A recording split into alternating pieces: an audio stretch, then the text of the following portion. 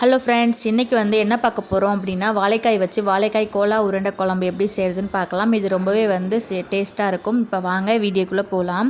இன்றைக்கி இந்த குழம்பு செய்கிறதுக்கு நான் வந்து 2 பெரிய சைஸ் வாழைக்காய் வந்து எடுத்திருக்கேன். இதை ஃபஸ்ட்டு வந்து நம்ம வேக வச்சிடலாம். ரொம்ப அதிகமான தண்ணி வேண்டாம். வாழைக்காய் வந்து முக்கால் பதம் வந்து முழுகிற அளவுக்கு வச்சு மீடியம் ஃப்ளேமில் வந்து ஒரு 3 விசில் விட்ட உடனே எடுத்துக்கலாம். ரொம்பவும் கொலன்னு வேகக்கூடாது. அதே சமயத்தில் வந்து வாழைக்காய் வந்து நறுக்குன்னு வெந்திருக்கக்கூடாது. நல்லா சாஃப்டாக வெந்திருக்கணும். இப்போ பாருங்கள், நான் வாழைக்காய் வேக வைக்கிறப்ப எதுவுமே கூட போடலை. உப்பு, மஞ்சள் தூள் எதுவுமே போடல. ப்ளைனாக வந்து வேக வச்சு எடுத்திருக்கேன். இப்போ கத்தியை உள்ளே விட்டு பார்த்தோன்னா நல்லா சருன்னு இறங்குது பாருங்கள். இப்போ நமக்கு நல்லா வெந்துருச்சு. இப்போ உடனே வேறு பாத்திரத்துக்கு மாற்றிடுங்க. அதுலேயே விட்டிங்கன்னா ரொம்ப வந்து கொலன்னு ஆகிடும். இப்போ வந்து இது நல்லா தோல் உரிக்கிறதுக்கு ஈஸியாக இருக்கும். இப்போ ரொம்ப சுடுறதுனால கை வந்து ரொம்ப உரிக்கிறதுக்கு வந்து கொஞ்சம் கஷ்டமாக இருக்கிற மாதிரி ஃபீல் ஆகுது. உங்களுக்கு வந்து ஆறுனதுக்கு அப்புறம் உரிச்சிங்கன்னா ரொம்பவே ஈஸியாக இருக்கும். இந்த வாழைக்காயை வந்து உரிச்சதுக்கு அப்புறம் நம்ம வந்து ஏதாச்சும் ஒரு மேஷர் இல்லைன்னா வந்து ஸ்பூன் வச்சு நல்லா வந்து நைஸாக வந்து தூள் பண்ணிக்கலாம். அப்படி இல்லை அப்படின்னா அந்த காய் செதுக்கிறது இருக்கும்ல, அதில் கூட வந்து பொடியாக வந்து நம்ம திருகி கூட எடுத்துக்கலாம். இன்றைக்கி நல்லா வெந்துட்டதுனால நான் இந்த மாதிரி வந்து ஸ்போர்க் வச்சு நல்லா வந்து தூள் பண்ணிக்கிறேன். இப்போ இது கூட வந்து ஒரு சில பொருளெல்லாம் சேர்த்து நம்ம முதல்ல வந்து குழம்புக்கு தேவையான கோலா உருண்டை வந்து செய்ய போகிறோம். அதுக்காக தான் இந்த ப்ராசஸ் செஞ்சிட்ருக்குறோம். ரொம்பவே சூப்பராக இருக்கும். நீங்கள் வந்து நான்வெஜ் பிரியராக இருந்தீங்க அப்படின்னா புரட்டாசி மாதம் ஆரம்பிச்சிட்டு நான்வெஜ் சாப்பிட முடியாதுன்னா ஃபீல் பண்ணவே தேவையில்லை. இந்த உருண்டை குழம்பு செஞ்சு சாப்பிட்டிங்கன்னா ரொம்பவே சூப்பராக இருக்கும். ஒரு வித்தியாசமான டேஸ்ட்டையும் கொடுக்கும். அடுத்ததாக வந்து இது கூட சேர்க்குறதுக்கு 2 ஸ்பூன் வந்து கடலை மாவு, 1 ஸ்பூன் வந்து அரிசி மாவு, கலருக்காக வந்து காஷ்மீர் ரெட் சில்லி, அப்புறம் வந்து கரம் மசாலா வந்து 1 ஸ்பூன், அது கூடவே கொஞ்சம் மஞ்சள் தூள், இது எல்லாமே வந்து எடுத்து வச்சுருக்கேன். இது எதுக்காகனா வாழைக்காய் வந்து வெந்ததுக்கு அப்புறம் வந்து அந்த ஈரப்பசப்போடு இருக்குதுல்ல, அது அப்படியே எண்ணெயில் போட்டு பொரிக்க முடியாது. அதனால் ஒரு கோட்டிங்காக இதெல்லாம் மசாலா சேர்க்குறோம். அது கூடவே ஒரு பெரிய சைஸ் வெங்காயத்தில் பாதி வெங்காயம் சின்னதாக கட் பண்ணியிருக்கேன். காரத்துக்கு வந்து ஒரு மிளகாய் கட் பண்ணியிருக்கேன். அது கூடவே வந்து கொஞ்சம் கருவேப்பிலை, 1/2 டீஸ்பூன் வந்து இஞ்சி பூண்டு பேஸ்ட்டு, தேவையான அளவுக்கு உப்பு. இப்போ இதெல்லாம் போட்டு நல்லா வந்து பிசைஞ்சு எடுத்துக்கோங்க. உங்கள் வீட்டில் வந்துட்டு இப்போ கொத்தமல்லி இருக்குது இலைகள் அப்படின்னா கூட அதை கூட கட் பண்ணி போட்டுக்கலாம். அதையும் சேர்த்தோன்னா உருண்டை ரொம்பவே டேஸ்ட்டாக வரும். இன்றைக்கி வந்து நான் கருவேப்பிலை மட்டும் தான் சேர்த்துருக்குறேன். இது நல்லா இப்போ பிசைஞ்சு கொடுத்தோம் அப்படின்னா நல்லா வந்துட்டு நம்ம சப்பாத்திக்கெலாம் மாவு பிசையும்ல, அந்த அளவுக்கு நல்லா கொலன்னு ரொம்ப கெட்டியாகவும் இல்லாமல் அதே சமயத்தில் தண்ணி மாதிரி இல்லாமல் இருக்குதுல்ல, இந்த பதம் நமக்கு கரெக்டாக இருக்கும். இப்போ இதை வந்து சின்ன உருண்டைகள்லாம் வந்து உருட்டி எடுத்துக்கலாம். இதை வந்து எண்ணெயில் போட்டு இப்போ பொரிக்க போகிறோம். எண்ணெய் வந்து நல்லா ஹீட் ஆனதுக்கு அப்புறம் ஃப்ளேம் வந்து மீடியமாக வச்சுட்டு இருக்கிற ஒரு உருண்டைகளையும் எடுத்து அது உள்ளே போடலாம். ஆல்ரெடி வந்து நம்ம வாழைக்காய் வந்து ஆவியில் வேக வச்சிட்டோம். ஒரு 90% வந்து குக் ஆகிருக்கும் அதிலேயே.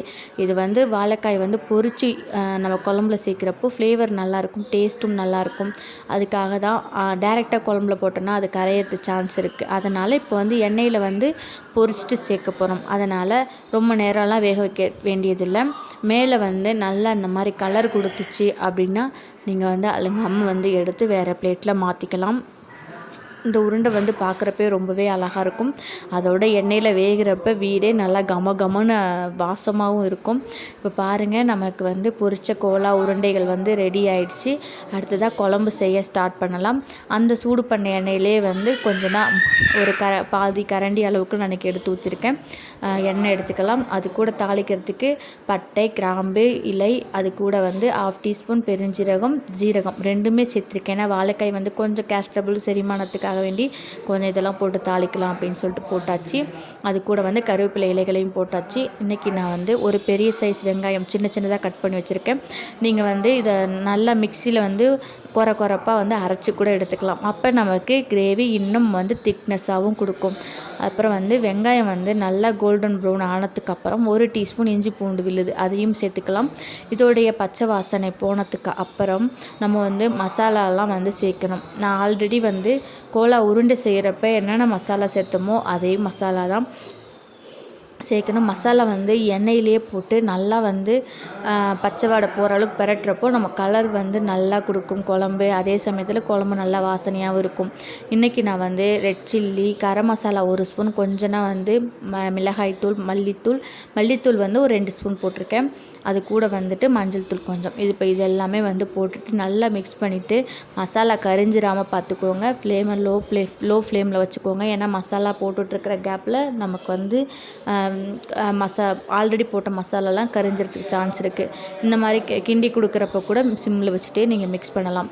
அடுத்ததாக வந்து நான் இன்றைக்கி நல்லா பழுத்த தக்காளி, ஒரு பெரிய சைஸ் தக்காளி வந்து கட் பண்ணி அதில் சேர்த்துருக்கேன். நீங்கள் இதையும் வந்து மிக்சியில் விட்டு கூட அரைச்சிக்கலாம். நான் வந்து எப்போதுமே வந்து மோஸ்ட்லி தக்காளி வந்து அப்படியே சின்ன சின்னதாக கட் பண்ணி போட்டுருவேன். இப்போது இதுக்கு தேவையான அளவுக்கு தண்ணி ஊற்றிக்கலாம்.